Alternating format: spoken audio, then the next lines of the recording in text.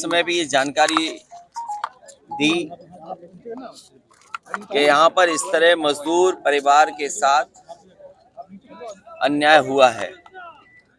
जो मजदूर कश्मीर में काम करते थे उनकी जान गई, उन परिवारों की मदद और होनी चाहिए। ये परिवार सरकार के प्रतिनिधि उनके पास भी गए, जहां वो अपनी बात पहुंचाना चाहते थे, पहुंचाने की कोशिश की।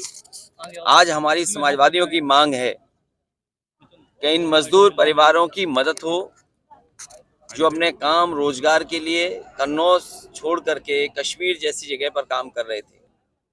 भारतीय जनता पार्टी समय समय पर बड़े बड़े दावा करती है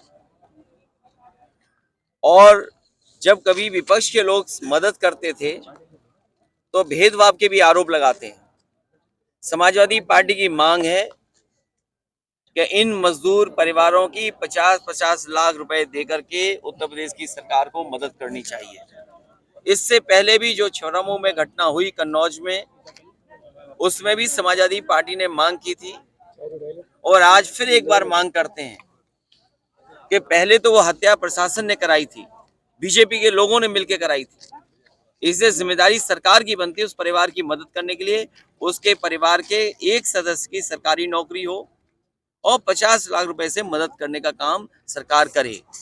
इसी तरह मुझे याद है बलवंत सिंह, जिनकी पुलिस ने मार मार करके जान ले ली। पूरे के पूरे वहां पर जितने भी दल के लोग हैं, उनकी मांग थी कि उस परिवार के साथ अन्याय हुआ है। वहां के सांसद, वहां के विधायक जो बीजेपी के हैं, उन्होंने भी इस बात को स्वीकार किया था कि पुलिस के कारण ही उनकी जान गई है।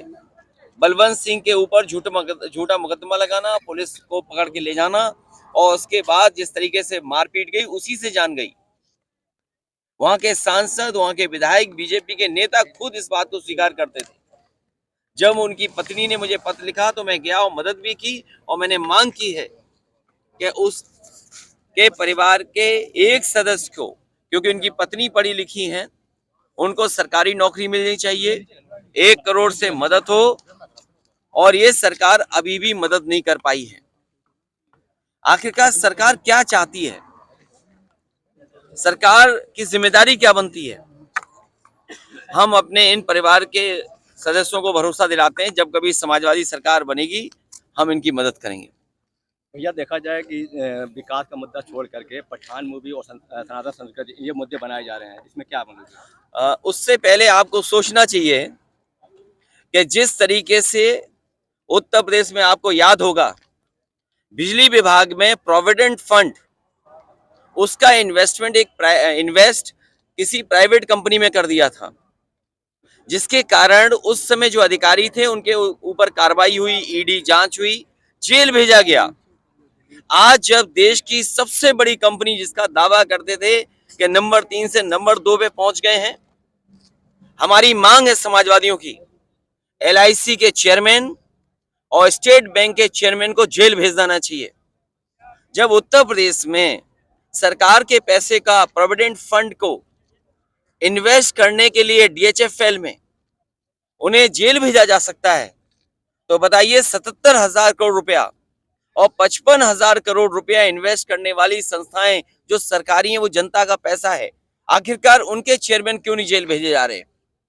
बीजेपी जब उत्तर प्रदेश में जेल भेज सकती है तो बीजेपी की सरकार दिल्ली में है।